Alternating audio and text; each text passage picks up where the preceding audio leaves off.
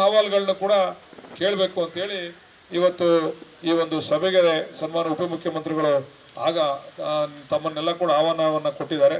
ತಮ್ಮೆಲ್ಲರೂ ಕೂಡ ಪ್ರಪ್ರಥಮವಾಗಿ ತಮಗೆ ಸ್ವಾಗತವನ್ನು ಬಯಸ್ತೀನಿ. ನಾನು ಯಾರು ರೈತರುಗಳು ಬಂದು ತಮ್ಮ ಅಹವಾಲುಗಳನ್ನ ಕೊಡಬೇಕು ಅಂತ ಬಂದಿರೋ ಅವರಿಗೆ ನಾನು ಸ್ವಾಗತವನ್ನು ಬಯಸಿ ನಿಮ್ಮ ಮಾತುಗಳನ್ನು ಕೇಳಬೇಕು. ಇದರಿಂದ ಸಾಧಕ ಬಾಧಕ ಏನಾಗ್ತದೆ, ನಿಮ್ಗೆ ಇನ್ನೇನೇನೋ ಅನುಕೂಲಗಳು ಆಗ್ಬೋದು. ಈಗಾಗಲೇ ನಾವು ನಮ್ಮ ಜಿಲ್ಲಾಧಿಕಾರಿಗಳು ಘೋಷಣೆ ಮಾಡವ್ರೆ, ಎಕರೆಗೆ ನಾವು ಯಾವ ರೀತಿ ಕೊಡ್ತೀವಿ, ಏನೇನು ಪರಿಹಾರ ಕೊಡ್ತೀವಿ ಅಂತಕ್ಕಂಥ ವಿಚಾರವಾಗಿ ನಮ್ಮ ಜಿಲ್ಲಾಧಿಕಾರಿಗಳು ನಮ್ಮ ಬೆಂಗಳೂರು ದಕ್ಷಿಣ ಜಿಲ್ಲೆಯ ಜಿಲ್ಲಾಧಿಕಾರಿ ಘೋಷಣೆ ಮಾಡವ್ರೆ. ಇನ್ನೂ ಹೆಚ್ಚಿನ ಸಮಸ್ಯೆಗಳೇನಾದರೂ ನಿಮ್ಗೇನಾರು ಇದ್ದರೆ ಅದನ್ನು ನೇರವಾಗಿ ಉಪಮುಖ್ಯಮಂತ್ರಿಗಳ ಹತ್ರ ನಾವು ಮಾತಾಡಬೇಕು ಅಂತಕ್ಕಂಥ ಮನವಿಯನ್ನು ತಾವೆಲ್ಲ ರೈತರು ಏನು ಕೊಟ್ಟಿದ್ರು ಅದಕ್ಕೆ ಹೋಗೊಟ್ಟು ನಮ್ಮ ಉಪಮುಖ್ಯಮಂತ್ರಿಗಳು ಇವತ್ತು ತಮ್ಮನ್ನೆಲ್ಲ ಈ ಸಭೆಗೆ ಕರೆದಿದ್ದಾರೆ. ನಿಮ್ಮೆಲ್ಲರ ಪರವಾಗಿ ಅವ್ರನ್ನೂ ಕೂಡ ಈ ಸಭೆಗೆ ನಾನು ಸ್ವಾಗತವನ್ನು ಬಯಸ್ತಾ ಇದ್ದೀನಿ. ಈಗ ತಾವು ದಯಮಾಡಿ ಒಬ್ಬೊಬ್ಬರಾಗಿ ಏನಾದ್ರು ನಿಮ್ಮ ಸಮಸ್ಯೆಗಳಿದ್ರೆ ಒಬ್ಬೊಬ್ಬರಾಗಿ ನಿಂತ್ಕೊಂಡು ನೀವು ಚರ್ಚೆ ಮಾಡಿ. ಸುಮ್ಮನೆ ಇಲ್ಲಿ ಒಂದೇ ವಿಷಯನ ಹಲವಾರು ಜನ ಮಾತಾಡ್ತಕ್ಕಂಥದ್ದು ಅವಶ್ಯಕತೆ ಇಲ್ಲ. ಒಂದು ವಿಷಯ ಒಬ್ರು ಯಾರಾದರೂ ಕೂಡ ಮಾತಾಡಿದ್ರೆ ಅಲ್ಲಿ ನೋಟ್ ಮಾಡ್ಕೊತಾ ಇದ್ದಾರೆ, ಅದಕ್ಕೆ ಪರಿಹಾರ ಯಾವ ರೀತಿ ಕೊಡಬೇಕು ಅಂತಕ್ಕಂಥದ್ದನ್ನ. ಇಲ್ಲಿ ನಮ್ಮ ಉದ್ದೇಶ ಏನು ಅಂತಂದ್ರೆ ಮೊದಲು ರೈತರ ಆದ್ಯತೆ, ರೈತರಿಗೆ ಏನು ಅನುಕೂಲ ಮಾಡಿಕೊಡ್ಬೇಕು, ಅಲ್ಲಿರ್ತಕ್ಕಂಥ ಸಾರ್ವಜನಿಕರಿಗೆ ಏನು ಅನುಕೂಲ ಮಾಡಿಕೊಡ್ಬೇಕು ಅದನ್ನು ಕೂಡ ಮಾಡಬೇಕು. ಮತ್ತೆ ಬೇರೆಯವರು ಅದನ್ನ ಕೊಳ್ತಕ್ಕಂಥವ್ರು ಅವ್ರನ್ನು ಕೂಡ ಗಮನದಲ್ಲಿ ಇಟ್ಕೋಬೇಕಲ್ಲ ನಾವು. ಅಥವಾ ಆದ್ರೆ ಅದು ಕೂಡ ಕಷ್ಟ ಆಗ್ತದೆ.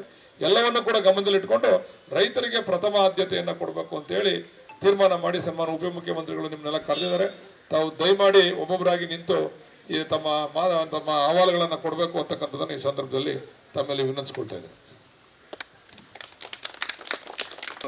ಅಂಥ ಸನ್ನಿವೇಶನೂ ಇರ್ತದೆ. ದಯಮಾಡಿ 1 ಎಕರೆ 2 ಎಕರೆ ಜಮೀನ ದುಡ್ಡು ತಗೊಂಡಂಥವ್ರಿಗೆ ದಯಮಾಡಿ ಒಂದು ಸೈಟ್ನ ತಮ್ಮ ಅಧ್ಯಕ್ಷತೆಯಲ್ಲಿ ಅದನ್ನು ಸ್ಯಾಂಕ್ಷನ್ ಮಾಡಿಕೊಡ್ಬೇಕು ಅಂತ ಹೃತ್ಪೂರ್ವಕವಾಗಿ ಕೇಳ್ಕೊತಾ ಇದ್ದೀನಿ. ವ್ಯವಸಾಯ ಮಾಡಿದ್ರೆ ಉಂಟು, ಇಲ್ಲದಿಲ್ಲ ಅಂಥ ಒಂದು ಸ್ಥಿತಿಯಲ್ಲಿ ಒಂದು ಪೆಟ್ರೋಲ್ ಬಂಕ್ ಆಗ್ಬೋದು, ಅಥವಾ ಒಂದು ಮದುವೆ ಮಾಡೋದಕ್ಕೆ ಒಂದು ಚೌಟ್ರಿ ಆಗ್ಬೋದು, ಏನೋ ಒಂದು ಅಭಿವೃದ್ಧಿ ಕಾರ್ಯಕ್ರಮ ಆಗ್ಬೋದು, ಪರ್ಮಿಷನ್ ಬೇಕು. ಮತ್ತು ಯಾವುದೇ ಒಂದು ಕನ್ವರ್ಷನ್ ಇಲ್ದಿರ ಮನೆ ಕಟ್ಟೋಕ್ಕೂ ಕೂಡ ಒಂದು ಕನ್ವರ್ಷನ್ ಬೇಕು. ಅಂಥ ಸನ್ನಿವೇಶನ ನಾವು ಇಲ್ಲಿವರೆಗೂ ತೊಳ್ಕೊಂಡು ಬಂದಿದ್ದೀವಿ. ಅಂಥ ಸನ್ನಿವೇಶನ ಅರಿತು ಇವತ್ತು ಅದಕ್ಕೇನಾದ್ರು ಒಂದು ಮುಕ್ತಿ ಕಾಣಿಸ್ಬೇಕು ಆ ರೆಡ್ ಝೋನ್ಗೆ, ಅಥವಾ ಅದು ಬೆಲೆ ಬಿದ್ದೋಗಿತ್ತು.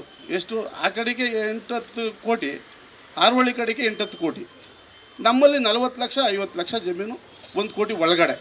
ಅದು 1 ಕೋಟಿ ಯಾವಾಗ ಆಯಿತು ಅಂದರೆ ಈ ಅಕ್ವೈರ್ ಆಯಿತು ಅಂದಾಗ ಎಲ್ಲರಿಗೂ ಗೊತ್ತಿರ್ಬೋದು. ಸತ್ಯ ಹೇಳಬೇಕು, 1 ಕೋಟಿ ಆದದ್ದು ಈ ಅಕ್ವೈರ್ ಆಯ್ತದೆ ಅಂತಂದಾಗ 1 ಕೋಟಿ ಆದದ್ದು. ಅಂಥ ಸನ್ನಿವೇಶದಲ್ಲಿ ನಾವು ಕೇಳಿದ್ದೆಲ್ಲ ಈ ಕಲ್ಪವೃಕ್ಷ ಕೊಟ್ಟವ್ರೆ, ಅವ್ರಿಗೆ ತುಂಬ ಹೃದಯದ ಸ್ವಾಗತನ ಕೋರ್ತಾ ಇದ್ದೀವಿ. ಇನ್ನೂ ನಮ್ಮಲ್ಲಿ ಅನೇಕ ಸಮಸ್ಯೆಗಳನ್ನ ತಮ್ಮ ಮುಂದೆ ಹೇಳ್ಕೋಬೇಕು ಅಂತ ಹೇಳ್ತಾ ಇದ್ದೀವಿ. ದಯಮಾಡಿ ಅವನ್ನ ಪರಿಹರಿಸಬೇಕು ಅಂತ ಕೇಳಿ. ಯಾಕೆ ರೈತರು ನಾವು, ನಮ್ಗೆ ಎಷ್ಟು ಕೊಟ್ಟರು ಸಾಲಲ್ಲ. ಯಾಕೆಂದರೆ ನಾವು ಜಮೀನು ಕಳ್ಕೊತಾ ಇರೋರು. ತಮ್ಮ ಮುಂದೆ ಹೇಳ್ತೀವಿ, ಕೊಟ್ಟಿದ್ದೀರ, ತುಂಬ ಸಂತೋಷ ಆಯ್ತದೆ ನೀವೆಲ್ಲ ಕೊಟ್ಟಿರೋದು. ಅದನ್ನು ನಾವು ಸರಿಪಡಿಸ್ಕೊಂಡು ನಾವು ಜೀವನ ಮಾಡ್ಕೊಂಡು ಹೋದ್ರೆ ಸರೋಯ್ತದೆ ಅಂತ ನಾವು ಅಂದ್ಕೊಂಡಿದ್ದೀವಿ. ಆದರೆ ತುಂಬ ಜನ ರೈತರು, ಕೆಲವು ಜನ ಅಂತ ಹೇಳಿದ್ರೆ ತುಂಬ ಗಲಾಟೆ ಮಾಡ್ತಾರೆ. ಅವರು ಇನ್ನು ಉಳಿದಿರೋ ರೈತರು ಗಲಾಟೆ ಮಾಡ್ತಾರೆ ನಮ್ಮ ಮೇಲೆ, ಹಂಗೆ ಹೇಳ್ದ ಹಿಂಗೆ ಕೇಳ್ದ ಅಂತ. ದಯಮಾಡಿ ಇವತ್ತು 1 ಎಕರೆ 2 ಎಕರೆ ಜಮೀನು ಕಳ್ಕೊಳ್ಳೋಂಥ ರೈತರು ದುಡ್ಡು ತಗೊಂಡ್ಬಿಡ್ತಾರೆ.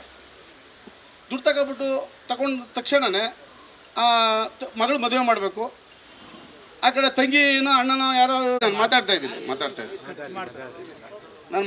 ಸುಮ್ಮನೆ. ಸಣ್ಣ ಕುಟುಂಬದವರು ಅವ್ರು ಜಮೀನು ಕಳ್ಕೊತಾರೆ, ದನ ಕರುಗಳು ಇರ್ತವೆ, ಅದು ಎಲ್ಲ ಹೋಗಿ ಅವ್ನು ಜಮೀನು ತೆಗೆಯಕ್ಕೆ ಹೋಗ್ತಾನೆ ಅಂತೇಳಿ ಟೌನ್ಶಿಪ್ಪನ್ನು ಮಾಡಬೇಕು ಅಂತೇಳಿ ಕೋರ್ಟ್ ಕೂಡ ತೀರ್ಮಾನ ಮಾಡಿತು. ತದನಂತರ ಅದನ್ನು ರೆಡ್ ಝೋನ್ ಮಾಡಿಬಿಟ್ರು. ರೆಡ್ ಝೋನ್ ಮಾಡಿರೋದ್ರಿಂದ ನಮ್ಮ ರೈತರು ಹೆಚ್ಚಿನ ಬೆಲೆನಲ್ಲಿ ಮಾರಾಟ ಮಾಡಲಿಕ್ಕೂ ಜಾಸ್ತಿ ಜನ ರೈತರವ್ರೆ. ಅವ್ರ ಜಮೀನನ್ನ ದುಡ್ಡು ತಗೋಬಿಡ್ತಾರೆ. ಒಂದು ಸೈಟ್ ಕೊಟ್ಟರೆ ದುಡ್ಡಿನ ಜೊತೆಗೆ ಹೆಣ್ಮಕ್ಳು ಭಾಗಕ್ಕೆ ಹಾಕೋತಾರೆ. ಇವು ದುಡ್ಡು ತಗೋತಾನೆ, 2 ಎಕರೆ ದುಡ್ಡು ತಗೋತಂತ ಇಟ್ಕೊಳ್ಳಿ. ಮಗಳು ಮದುವೆ ಮಾಡಬೇಕು, ಈ ಕಡೆ ಮನೆ ಕಟ್ಟಬೇಕು, ರೈತನ ಕಷ್ಟ ಇದ್ದೇ ಇರ್ತದೆ. ಈ ಕಡೆ ಅಕ್ಕಂಗಿದ್ದರು ಭಾಗಕ್ಕೆ ಹಾಕೊಂಡವ್ರೆ, ಅವನು ದುಡ್ಡೆಲ್ಲ ಅಲ್ಲೇ ಕಳ್ಕೊತಾನೆ. ನೀವು ಒಂದು ಸೈಟ್ ಕೊಟ್ಟರೆ ನಾಳೆ ದಿನ ಅದು ಸೈಟ್ ಉಳ್ಕೊತದೆ.